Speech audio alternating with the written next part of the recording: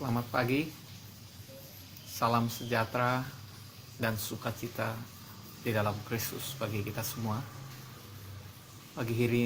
Pada pagi hari ini, saudaraku yang terkasih, saya bersyukur boleh menyapa kembali kita semua dalam Indonesia Prophetic Ministry menyapa dunia. Kasih Tuhan, hari-hari yang saya lewati minggu-minggu terakhir ini adalah hari-hari di mana saya banyak duduk di kaki Tuhan, coba merefleksikan diri, coba mengintrospeksi diri, melihat kenyataan-kenyataan dalam hidup saya maupun kenyataan-kenyataan yang ada di sekeliling saya, di bangsa kita, juga kenyataan-kenyataan yang ada dalam pelayanan gereja Tuhan. Saudaraku yang terkasih dalam Tuhan, saya akan sharekan sesuatu kepada saudara dalam Mazmur pasal yang ke-73. Dikatakan ayat pertama, sesungguhnya Allah itu baik bagi mereka yang tulus hatinya, bagi mereka yang bersih hatinya. Jadi kebaikan Tuhan akan dinyatakan, kebaikan Tuhan akan dimanifestasikan dalam kehidupan kita jika kita ditemukan Tuhan adalah seorang yang tulus, yang murni dalam hati kita. Nah, kekasih Tuhan, kekristenan, esensi daripada kekristenan adalah relationship, hubungan antara kita dengan Allah dan hubungan kita dengan manusia. Kasihilah Tuhan Allahmu dengan segenap hatimu, dengan segenap akal budimu, dan dengan segenap kekuatanmu.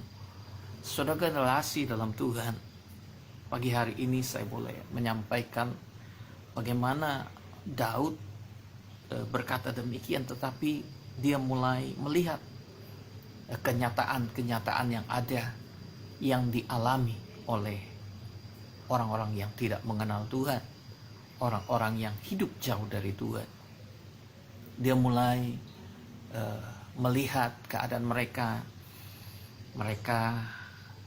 bahkan dia mulai cemburu dengan orang-orang pembual. Ayat 3, mereka mengalami kemujuran, mereka gemuk dan sehat. Ayat yang keempat, ayat kelima, bahkan mereka tidak mengalami kesusahan manusia. Ya, mereka juga mulai hidup. Ayat 8, menyindir dan mengata-ngatai dengan jahatnya. Ini adalah orang-orang yang tidak mengenal Tuhan dalam pemandangan Daud. Dia mulai melihat secara manusia. Dia mulai melihat fakta-fakta kenyataan yang ada. Namun dia mulai menyadari bahwa dia mengalami kesulitan. Ya, ayat yang ke-14, dia mulai berkata, namun sepanjang hari aku kena tulah dan kena hukum setiap pagi. Dia mulai mengeluh, saudaraku. Ya, ayat 15, seandainya aku berkata, aku mau berkata seperti itu, maka sesungguhnya aku telah berkhianat pada angkatan anak-anak.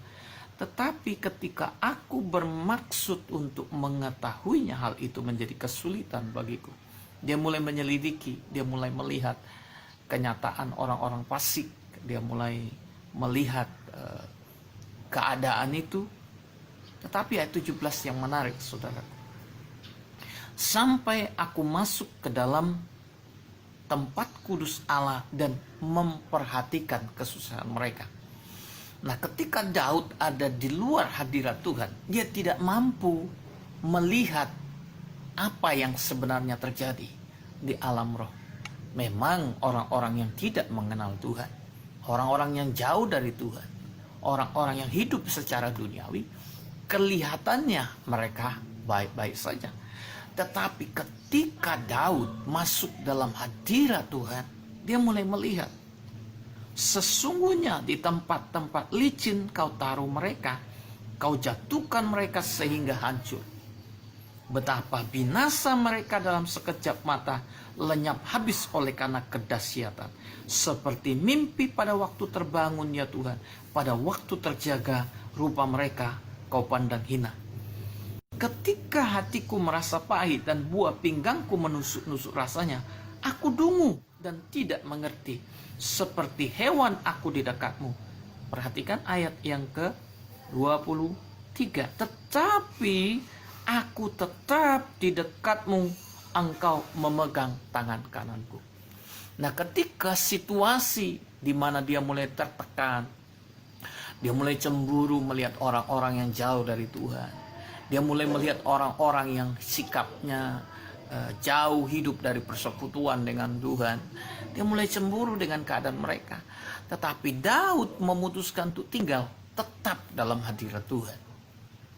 Ya, meskipun dia seperti orang dungu. Tadi saya katakan bagaimana saya mulai berdoa, bagaimana saya mulai tenang dalam hadirat Tuhan, bagaimana saya mulai melihat kenyataan-kenyataan di alam roh, bagaimana situasi-situasi yang kita hadapi, bagaimana tekanan-tekanan yang terjadi, bagaimana tipu daya setan sedang mengintip, ya, sedang datang kepada banyak orang tanpa disadarinya. Saudara kan terkasih dalam Tuhan, seperti wanita yang bijaksana. Saya percaya wanita yang bijaksana, 5 gadis yang bijaksana itu, mereka menanti-nanti Tuhan dengan sikap yang bijaksana. Hiduplah bijaksana. Kekasih Tuhan, apa yang terjadi di alam jasmani itu telah terjadi di alam roh. Saudaraku yang terkasih, kalau kita sebagai orang Kristen tidak memahami bagaimana dimensi roh, ya, tentu akan sulit kita memahami tentang Tuhan, sebab Allah itu adalah roh. Dan segala sesuatu ada yang kita lihat secara nyata telah terjadi sebelumnya di alam roh. Kekasih Tuhan, alam roh adalah sebuah kenyataan, bukan mimpi, saudaraku. Ketika saudara mengalami penglihatan, ketika saudara mengalami mimpi-mimpi daripada Tuhan, ketika saudara mengalami nubuatan, itu adalah hal-hal yang nyata, saudaraku, dalam dimensi roh. Dan kita dihidupkan oleh Tuhan ketika kita percaya, itu ada di dalam dimensi roh. Manusia baru kita dibentuk, diubahkan, itu dalam dimensi roh. Bagaimana kita bisa berubah kalau kita tidak masuk dalam dimensi roh? Nah, ada masanya kita mengalami sakit penyakit, kita tidak berdaya, akhirnya kita menyerah dan menyerahkan seluruh kendali hidup kita kepada Tuhan. Kita sedang masuk dalam sebuah dimensi penyerahan total supaya dimensi roh kita terbuka. Nah, kekasih Tuhan, kadang-kadang penderitaan dipakai Tuhan untuk membuka pintu dimensi roh supaya Dia melakukan bagiannya, supaya kita mengerti bahwa kita adalah manusia kekal, manusia yang telah diciptakan menuju kekekalan. Karena saudaraku, kalau tidak ada kekekalan, kita tidak perlu takut dengan dunia, kita tidak perlu melakukan firman Tuhan, karena kita mati dan selesai. Namun semua manusia adalah manusia yang diciptakan di dalam kekekalan, kekal di neraka atau kekal di surga. Nah, banyak orang hari-hari ini nggak menyadari bahwa Tuhan sedang datang. Mereka hidup, mereka beraktivitas, mereka menjalankan kehidupan mereka biasa saja, saudara. Mereka lupa bahwa kekristenan esensinya adalah relationship. Kekristenan juga berbicara tentang power, kuasa Roh Kudus. Tanpa kuasa kita tidak bisa menjadi berkat bagi banyak orang. Tanpa kuasa kita tidak bisa melakukan apapun. Tinggallah di dalam aku, di dalam firman.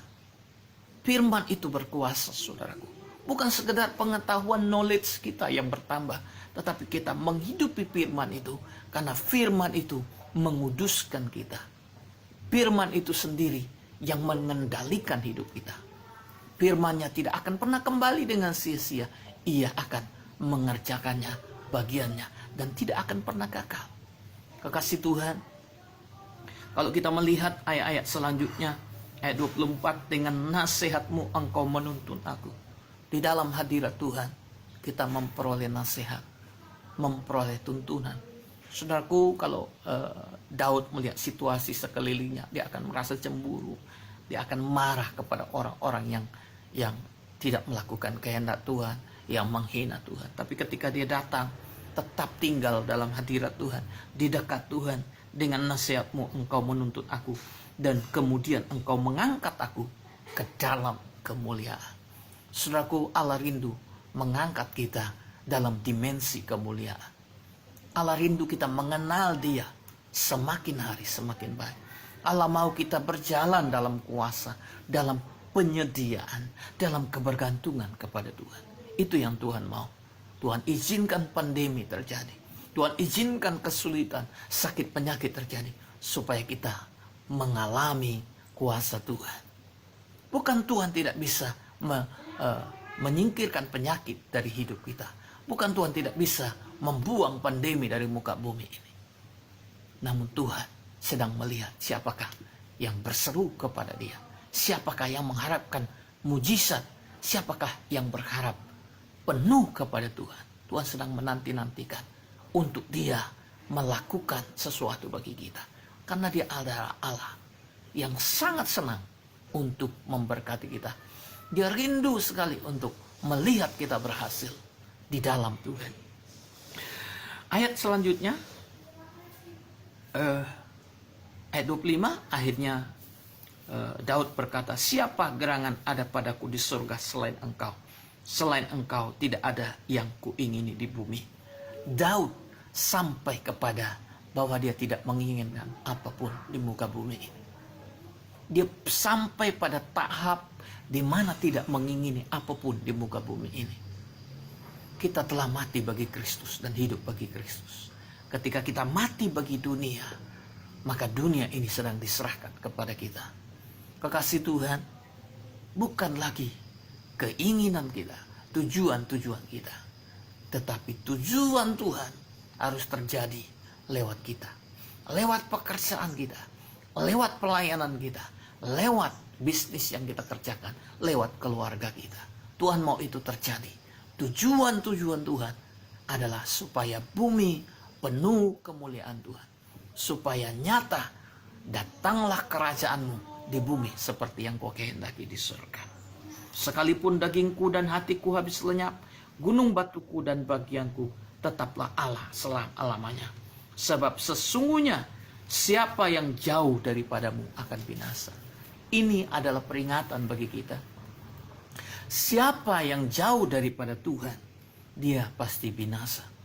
Siapa yang tidak tinggal dalam hadirat Tuhan, pasti binasa. Saudara, Yesus pernah berkata, tinggallah di dalam aku, dan aku di dalam kamu. Tinggallah di dalam firman-Ku. Tinggallah di dalam Yesus. Maka kamu dapat berbuah. Barang siapa tidak tinggal di dalam hadirat Tuhan, dia akan seperti rumput dan akan sedang menuju kepada kebinasaan. Dikatakan mereka yang jauh daripada Tuhan, jauh dari hadirat Tuhan, mereka akan binasa. Yang selanjutnya, kau binasakan semua orang yang berzina. Siapa mereka yang berzina di hadapan Tuhan? Mereka yang meninggalkan relationship, persekutuannya, koinonianya dengan Tuhan. Ketika kita bersekutu dengan Tuhan dengan erat, tentu kita akan mampu bersekutu dengan orang-orang yang memusuhi kita. Karena Allah mendamaikan kita dengan musuh-musuh kita. Kekasih Tuhan, luar biasa Tuhan menyatakan, siapakah orang yang berzina? Siapakah orang yang binasa? Orang yang berzina, orang yang binasa adalah orang yang jauh dari hadirat Tuhan. Konteks ini berbicara tentang tinggal dalam hadirat Tuhan. Saya tidak sedang berkata bahwa saudara mengunci kamar, lalu doa dan tidak melakukan apapun sepanjang hari. Bukan itu yang saya maksud. Ketika kita tinggal di hadirat Tuhan, ini menjadi prioritas dari hidup kita. Apapun yang terjadi, kita perlu tanya Tuhan. Kita perlu berkata kepada Tuhan, Tuhan, apakah yang menjadi tuntunan? Apakah yang menjadi keputusan? Apakah yang harus saya lakukan? Ini menjadi sebuah habit yang kita lakukan, menjadi karakter hidup kita, kebergantungan kepada Tuhan. Tuhan izinkan banyak hal yang buruk terjadi dalam hidup saya. Tuhan izinkan kematian terjadi terhadap anak saya. Tuhan izinkan saya mengalami hal-hal yang buruk, supaya saya semakin merendahkan diri, bergantung kepada Tuhan, diam dalam hadirat Tuhan. Hari-hari terakhir ini saya melihat kenyataan-kenyataan yang buruk, baik dalam pelayanan, dalam situasi keuangan, situasi ekonomi yang sedang terjadi di bangsa kita. Namun ada satu hal yang menarik yang saya lihat di hadirat Tuhan, bahwa sesungguhnya meskipun bumi dan langit akan lenyap, tetapi firman Tuhan akan tetap. Artinya keadaan di sekeliling kita boleh buruk, namun kalau kita bergantung dalam hadirat Tuhan, saya percaya Tuhan melindungi kita. Saya percaya saudara pasti disembuhkan, kita pasti dipulihkan. Itu pasti, saudaraku. Saudara hanya perlu datang di hadirat Tuhan. Saudara hanya perlu duduk diam tenang di hadirat Tuhan. Butuh keahlian, butuh kesabaran, butuh kemauan, ya, ketekunan dalam duduk di hadirat Tuhan. Pagi tadi ketika saya duduk di hadirat Tuhan, saya katakan, Tuhan, saya melihat kenyataan-kenyataan yang buruk terjadi dalam keluarga hamba Tuhan. Tuhan, kami mau Engkau menjaga kami. Pelihara hamba-hambamu, pelihara anak-anak Tuhan. Saya merasakan juga bahwa kita butuh banyak sekali kuasa. Kita butuh persediaan yang supranatural daripada Tuhan. Dan Tuhan katakan kepada saya bahwa di dalam hadirat Tuhan, apapun yang kita butuhkan, materi, kesuksesan, tuntunan, kesembuhan, itu ada disediakan. Karena hadirat Tuhan berbicara tentang surga. Hadirat Tuhan berbicara tentang manifestasi Tuhan, manifestasi kehadiran Roh Kudus, manifestasi kehadiran Yesus. Waktu malam ketika saya mulai merasakan sakit di tenggorokan karena saya sedang mendoakan orang-orang, saya percaya saya mengalami ketakutan. Tapi ketika saya datang kepada Tuhan, saya tombang tangan, saya percaya saya dilindungi Tuhan.